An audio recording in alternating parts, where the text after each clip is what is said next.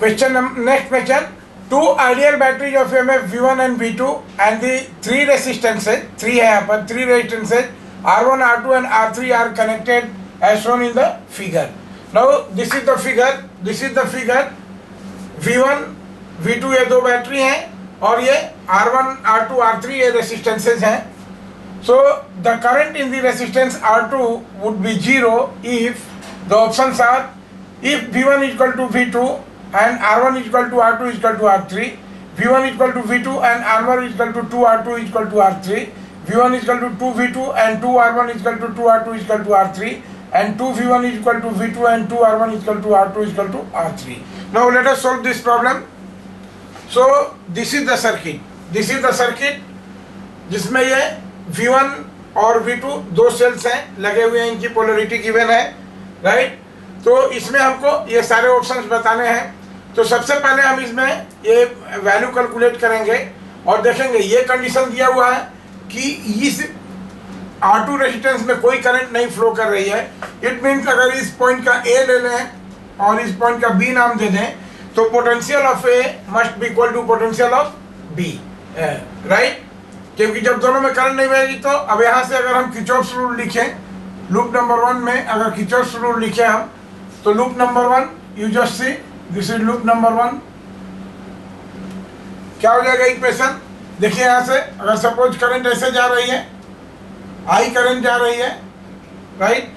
इस रेजिस्टेंस में भी आई करंट जाएगी, चूंकि इसमें कोई नहीं हो रही है, करंट फ्लो कर रही है, इसलिए इधर भी आई करंट ही जाएगी हर जगह. तो देखिए लूप नंबर 1 का इक्वेशन हम लिखें तो क्या हो जाएगा? Now VA, this is VA plus potential of cell 1V1 minus IR1 minus IR1, this must be equal to VB, right. ये हो गया फर्स्ट केस हमारा. नाउ सेकंड केस क्या होगा? और यहाँ से हमको क्या मिल जाएगा? देखिए यहाँ से VA और VB दोनों सेम पोटेंशियल पर है, इसलिए VA और VB एक दूसरे के साथ कैंसिल हो गए. तो this gives V1 is equal to I into R1. Now this is equation number 1, right. Similarly for loop 2 अगर हम लिखेंगे इक्वेशन यहाँ से, देखिए लूप 2 में अगर ऐसे ही हम लिखते हैं तो this is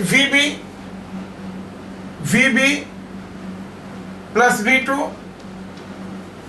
V2 minus IR3 right will be equal to VA. और अगेन VA और VB सेम पोटेंशियल पर है, देयरफॉर ये VB और VA ये कैंसिल हो गए. तो from here we will get V2 is equal to I into R3, right. This is equation number 2, right.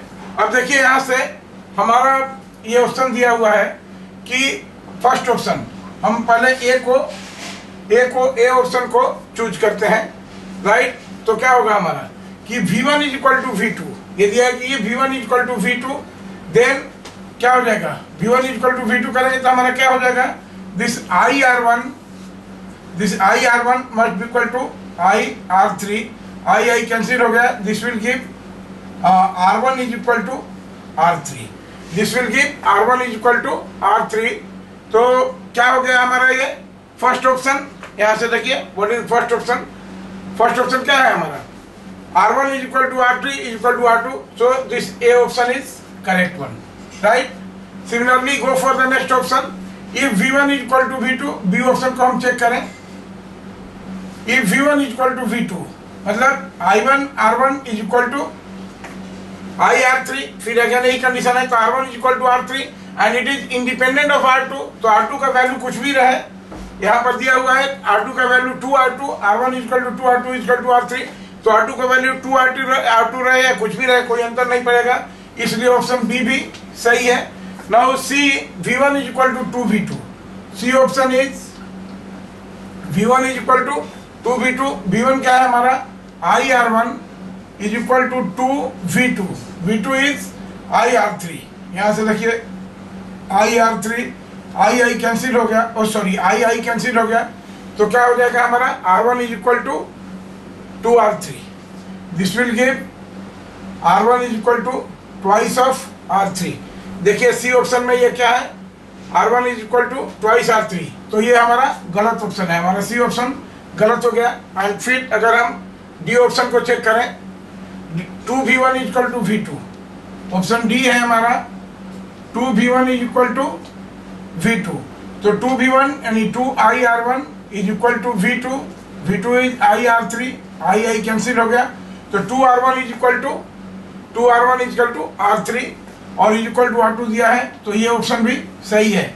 इसलिए हमारा क्या हो गया, ए, बी एंड डी, ये 3 ऑप्शन करेक्ट है। ओके।